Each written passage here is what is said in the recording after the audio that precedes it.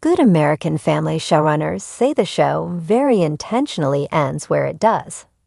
With the finale of Good American Family now streaming, audiences might be wondering if the series is over for good, or if the showrunners will find a way to continue, since there is more when it comes to the real-life story of Natalia Grace, who is portrayed by Imogen Faith Reed.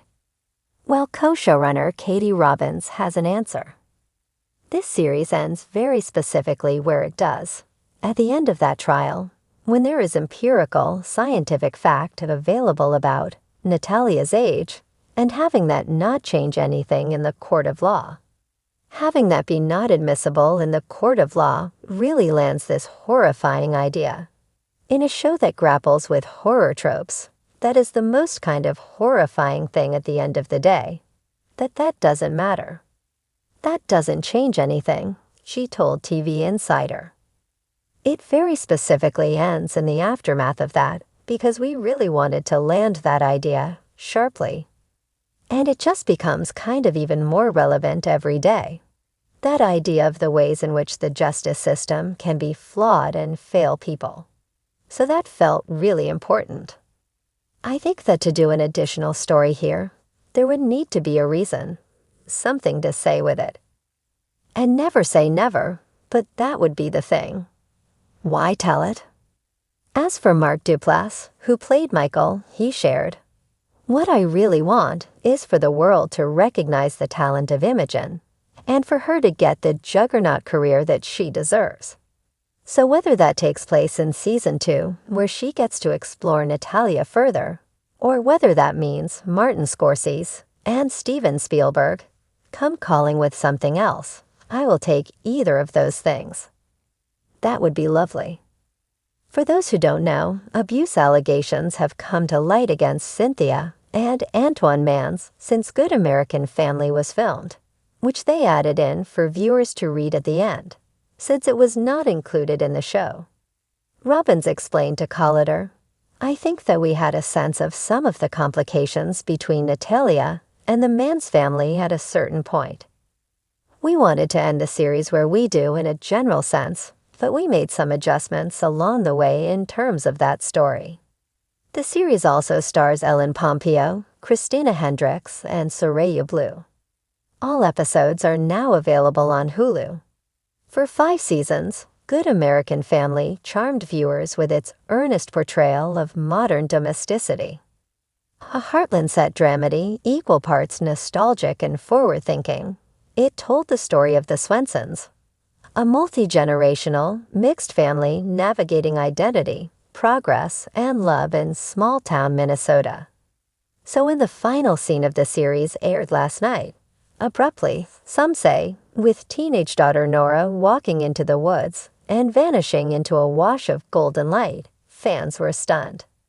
Theories sprang up online within minutes.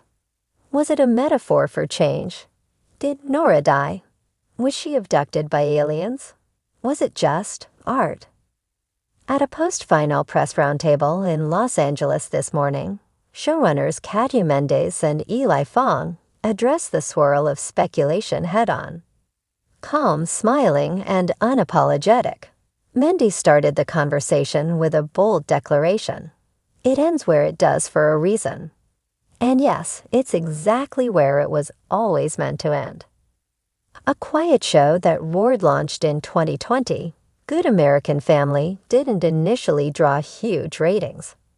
But what it did have was heart, and a slow-burning, word-of-mouth fandom that treated its characters like real people. The show's breakout stars, Teresa Mercado as family matriarch Eva, Thomas Lark as soft-spoken stepdad Jeff, and C.J. Jordan as mischievous cousin Emery, became cult icons among viewers craving stories that felt lived in. Each season, the show walked the delicate line between sentimental and surreal, often dipping into magical realism. A tornado that lasted 6 minutes and rearranged everyone's memories. A barn that echoed with voices of ancestors.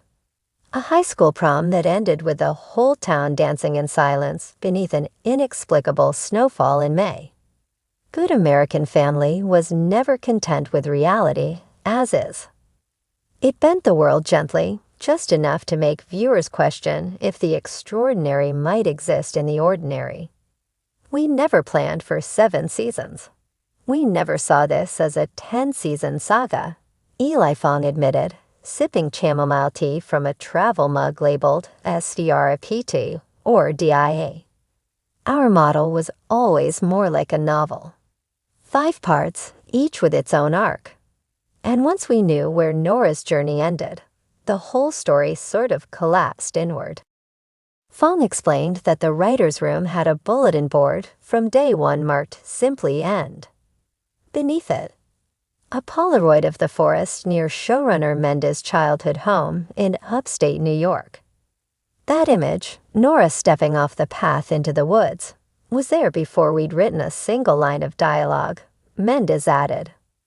Was it a risky decision to leave viewers hanging? Mendes doesn't think so. There's a weird impulse in TV to over-explain everything, she said. As if resolution is the only form of closure. But families don't work like that. Life doesn't work like that. You don't always get a perfect send-off or reunion. Sometimes things just change. People grow. They step out of frame. What the ending does mean, spoiler alert, Mendes and Fong won't give you a literal answer to what happened to Nora, but they will tell you it's not a trick or a tease. Nora leaving wasn't about escape or death, Mendes explained. It was about becoming. She spent 5 seasons caught between what everyone wanted her to be, a daughter, a sister, a legacy, and who she was trying to discover on her own terms. The forest isn't an ending. It's a beginning. Fong nodded. Think of the finale as a page turned, not a book slammed shut. Still, for those craving something more concrete, the finale included dozens of subtle clues and callbacks to earlier seasons. The necklace Nora wore in her final scene was the same one her birth mother had left in a shoebox in Season 1, Episode 3.